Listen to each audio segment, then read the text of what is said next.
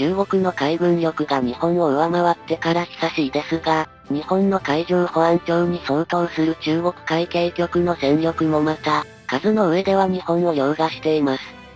以前は小型非武装の巡視船が中心だった中国公船ですが、現在は世界最大とも言われる巡視船を含め、大型の巡視船を多数建造し、航続距離や居住性の向上、高い威力の武装を搭載するなど、能力向上に躍起になっています。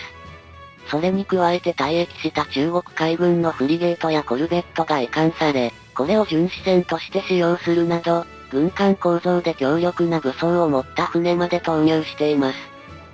今回は、そんな日中の海上の法執行機関である中国海警局と海上保安庁の戦力について、主に東シナ海を縄張りとする部隊を中心に比較していきたいと思います。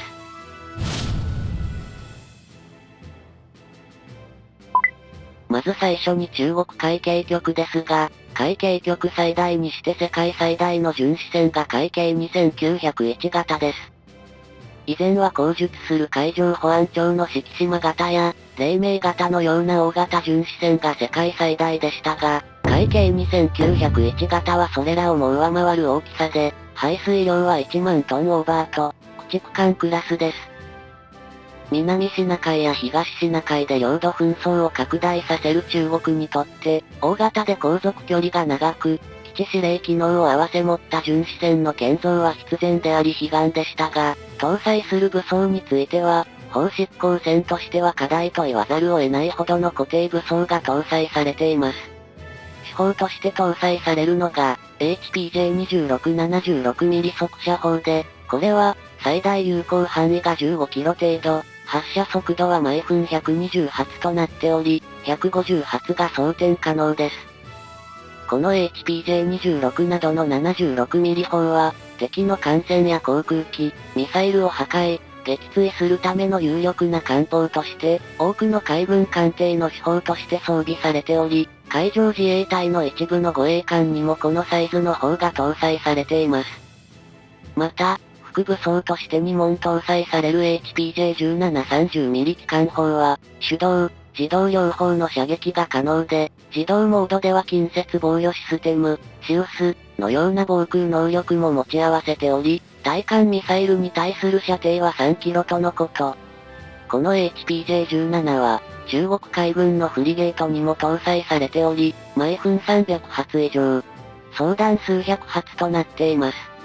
ただ、発射速度、総弾数ともに、シウスとしては少なすぎるので、あくまで限定的な防空能力、ということでしょう。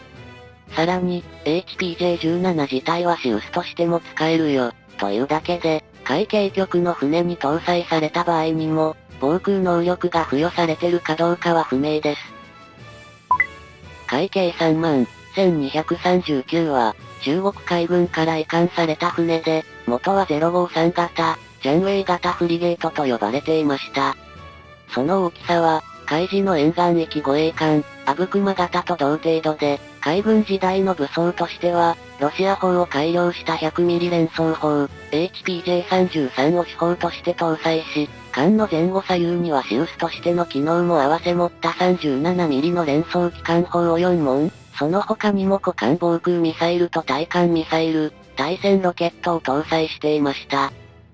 さすがに海警局に移管された時点で4門の 37mm 連装機関砲以外は撤去されたようですが、それでも巡視船として考えると、シウスの役割も持ち、4面360度をカバーする機関砲を装備したヤバい船に変わりなし。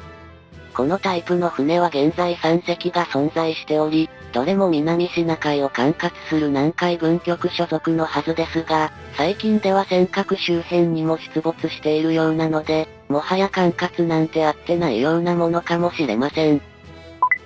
続いても海軍から移管された船です。もともとは056型、ジャンダオ型コルベットと呼ばれたこの船は、2012年から2015年までに海軍に就役したまだまだ新しいコルベットでしたが、この発展型のコルベットの大量建造に伴い、前期型のタイプが海警局に移管されました。海軍時代には 76mm の四方と遠隔操作可能な 30mm の機関銃、RWS を2門。近接防空ミサイルの HH90、対艦ミサイル、魚雷などを装備していましたが、移管による改修によってミサイルや魚雷の類は撤去され、四方と2門の機関銃、RWS が残されました。ちなみに搭載する四方は世界最大の巡視船、海警2901型と同じ 76mm 砲であるため、これまた強力な武装となっています。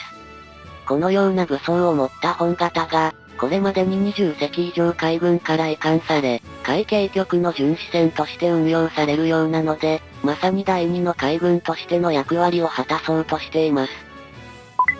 この他にも中国海警局では、全長100メートル前後の5000トン級や、3000トン級の大型巡視船を次々と建造しており、これらが数の上では尖閣周辺の主力となっています。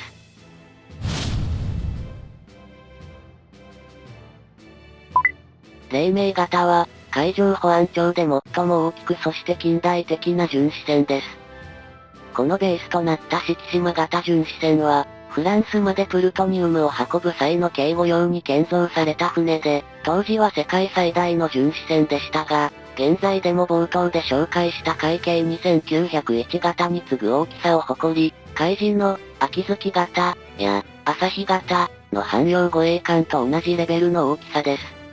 これらの超大型巡視船は、対象海域に長く留まり、他の巡視船の指揮や、洋上司令基地としての機能も期待されています。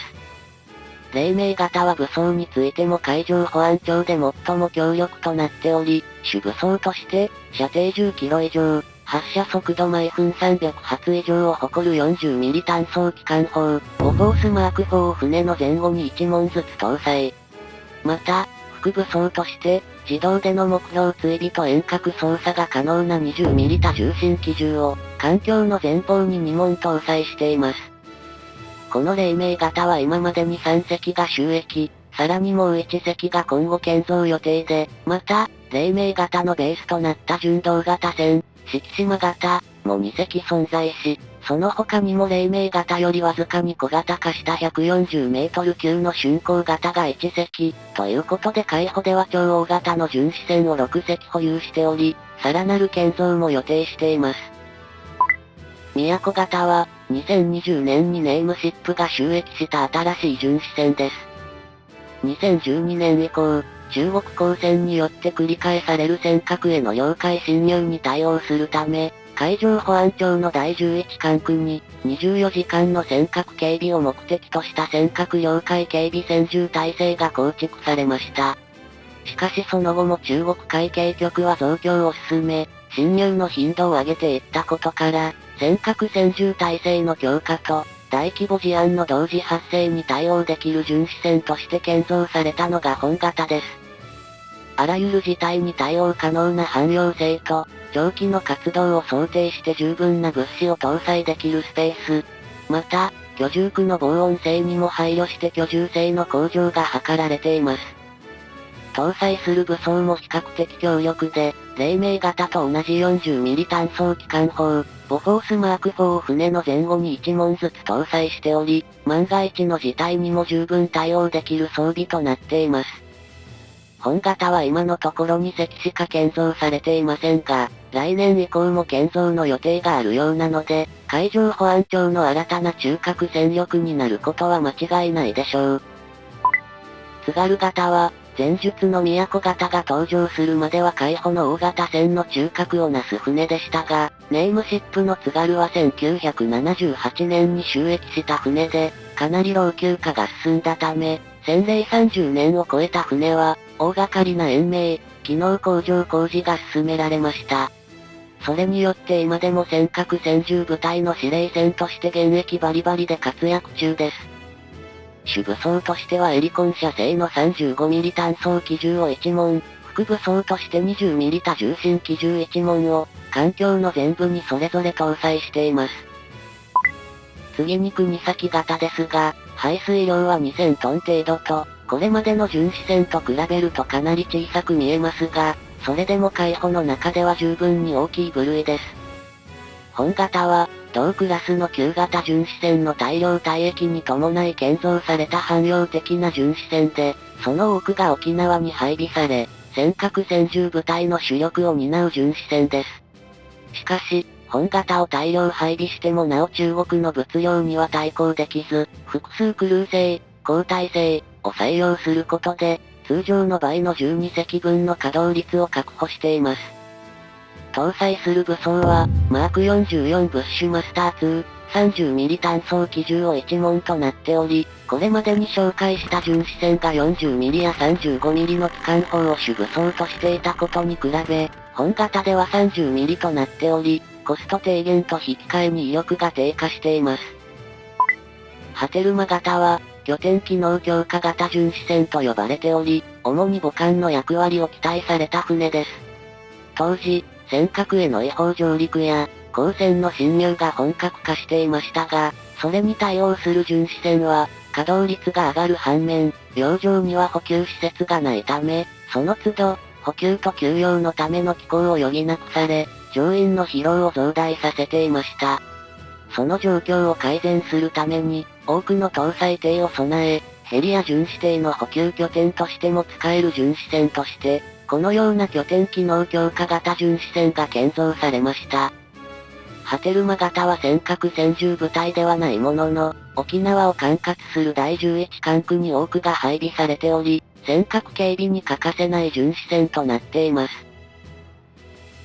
さて、ここまで東シナ海の戦力を中心に日中の巡視船を紹介してきましたが、今回紹介した大型船の数だけで言っても、日本は徐々に分が悪くなってきています。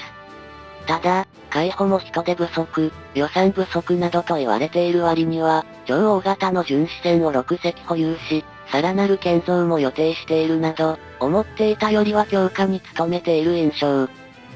小型船を含めた巡視船の総数では中国に水を開けられているものの、日本は大型船や新型船の多くを南西部に集中配備しているため、尖閣付近に限って言うと、当面は圧倒されることはないかもしれないけど、なんといっても中国海軍から払い下げられたフリゲートやコルベットなどの動向が気になるところです。よろしければ、いいね、チャンネル登録と、ベルマークをポチして通知設定をお願いします。